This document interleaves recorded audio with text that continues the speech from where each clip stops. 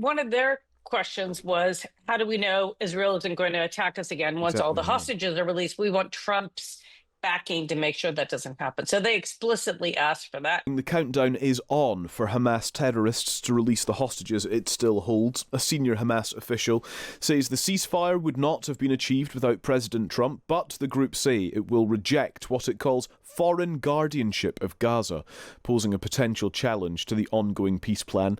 Let's talk now to Karin von Hippel, former senior advisor in the US State Department, who also previously worked for the UN and EU. Good morning, Karin. Good morning. Hamas had said they would step away from having a governing role in Gaza. Do you think they mean it? How seriously should we be taking the commentary of Hamas at this point? Yeah, I mean, I think it's going to be difficult to take not only what Hamas is saying seriously, but also what Netanyahu is promising seriously. And so it really will rely on sustained U.S. pressure. And if the U.S. sustains its pressure, I think we can keep pressure on Hamas via Qatar, Turkey, and Egypt. So it's a very complicated choreography, but it does really require Trump just to stay very focused. And, you know, we all know what he's like. He gets distracted. Now, his son-in-law and Steve Witkoff, his advisor for everything, are going to probably stay on this case. And so they can also try to make sure that Trump stays focused on it. I think he also wants that Nobel Prize next year as well. Yeah, well, the countdown is on for that, isn't it? One of the parts of the reporting around this now is that Trump was keen, or certainly he did issue a reassurance to Hamas via intermediaries that he would maintain pressure on Israel, on Netanyahu, to hold to the ceasefire, to stick to the deal. I'm quite intrigued by that as a strategy, Karin, that sort of indirect but fairly direct engagement with Hamas by a US president. Well, I mean, Hamas, one of their questions was, how do we know Israel isn't going to attack us again once all the hostages are released? We want Trump's backing to make sure that doesn't happen. So they explicitly asked for that, and therefore he explicitly gave it. And I think, I don't know. It's so hard to predict in these situations. I think the fact that the Israelis and the Palestinians are so overjoyed that they're all nervous about it, but they're so overjoyed, I think it would be very difficult. You would not be a popular leader on either side if you messed with what is happening right now. Yeah, I think that is fair to say. In terms of Hamas's, I think, lack of enthusiasm for any involvement of Tony Blair, that's perhaps something we should talk about too, because there are further phases of this plan to come into fruition. And who is in charge is a big question mark. But Hamas don't like the sound of Sir Tony. Well, look, I don't think Tony Blair wants to be fully in charge of running Gaza either. I don't think it's a good idea. I worked in one of those interim administrations in 2000 in Kosovo when we were the government. I was in charge of part of the Kosovo government. And it just doesn't make sense to do that. It was a dumb idea. There are reasons they did it that made sense at the time, but it's just not what you want to do. You want to make sure that the Palestinians will be in charge of everything. But the internationals can certainly play an important behind the scenes role. They could easily set up some sort of advisory body that, maybe deals with big decisions about international funding. So there's a role for people like Sir Tony Blair to play, but I would not have him as the uber leader or the colonial master of the territory, not just because of what Hamas is saying. It's just not the right thing to do. What then of peace? Is this it? Does this look like the real deal, Karin? I am cautiously optimistic. I think like everybody is. It's a first. I was optimistic though in January when we had that ceasefire, and then we saw what happened after that. So let's just say I'm going to give it like a 35% chance of succeeding, but really hoping that it does succeed. I think like everybody. Yeah, for sure. Karin von Hippel, thank you for your time.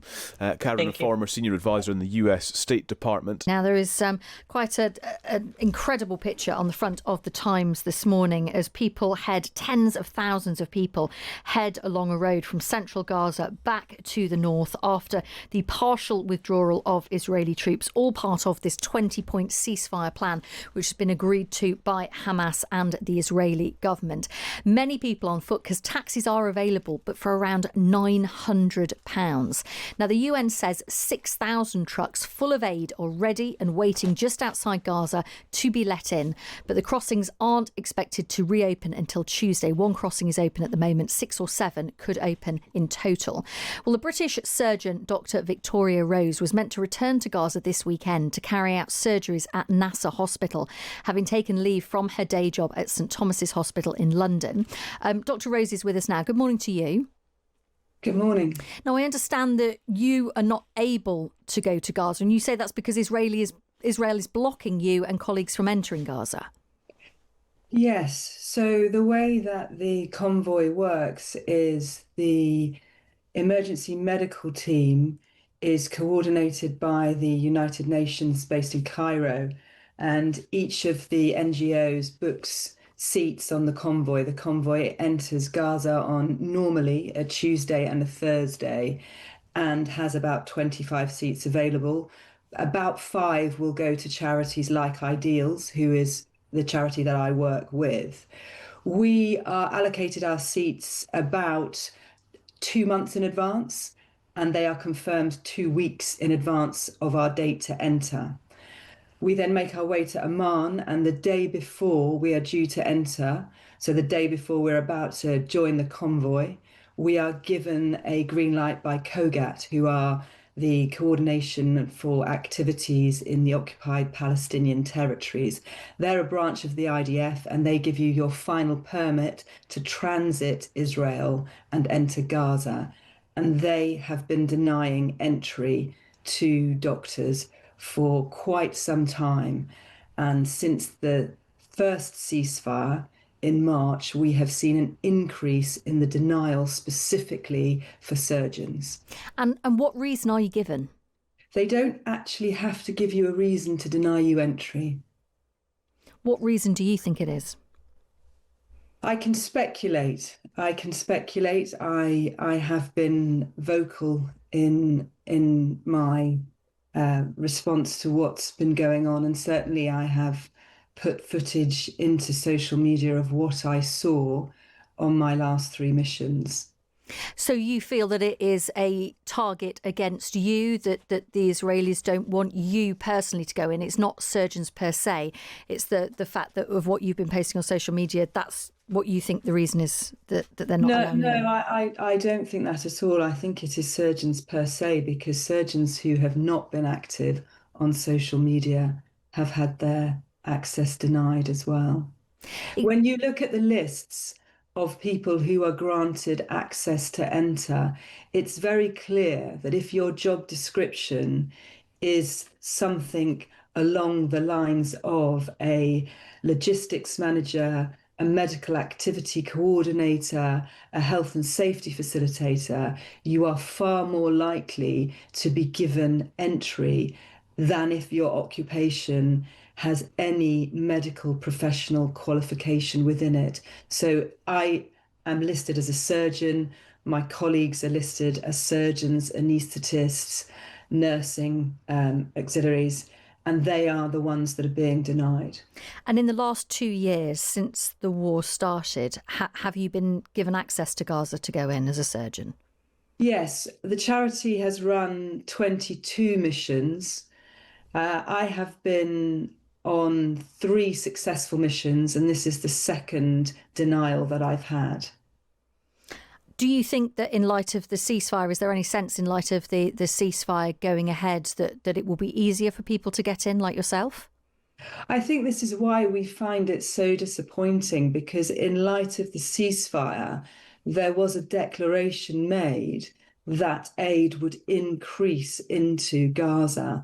And we know that medical aid is a crucial part of the aid that the Palestinian people require. So at this stage, to start blocking healthcare workers that can deliver critical care to these people seems to be going against what has been declared.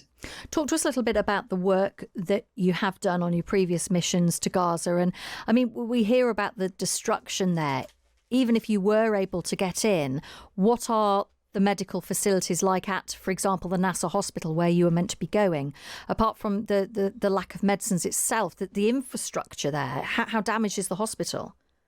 The hospital is damaged, but it has managed to maintain functionality. So it still runs nine operating theatres. So we are still able to deliver life-saving care. We are short of equipment.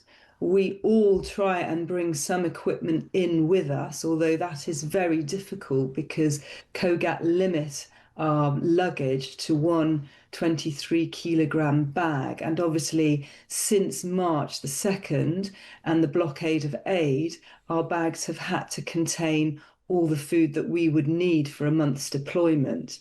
But we all do manage to get some equipment in. As well as that, some of the bigger NGOs have managed to continue functioning at NASA. UK Med still runs the emergency department at NASA, and it's only recently that MSF withdrew from one of the theatre blocks due to the increase in fighting and the fact that NASA went into the red zone. So we are able to do quite a lot of work. Every time I go to NASA, I work non-stop every day. So I will start my operating list at 9 in the morning, and I will not stop until about 11 o'clock at night. Gosh. And then at that time, I will be called during the night if there is a mass casualty that they feel requires plastic surgery input. So I operate really non-stop when I'm there, far more than I would in the NHS system here. We get through probably about 10 to 12 cases a day, and about 50% of everybody that I've operated on in the last mission has been under the age of 15. Thank you for speaking to us this morning. I take it you're going to carry on briefly. You're going to apply again to try to get back in, are you? Yeah, we are going to try again. We're very hopeful that the Rafah border will open, and that will mean that we are controlled entry by Egypt and not Israel, Okay. which hopefully they will be more facilitatory of our efforts.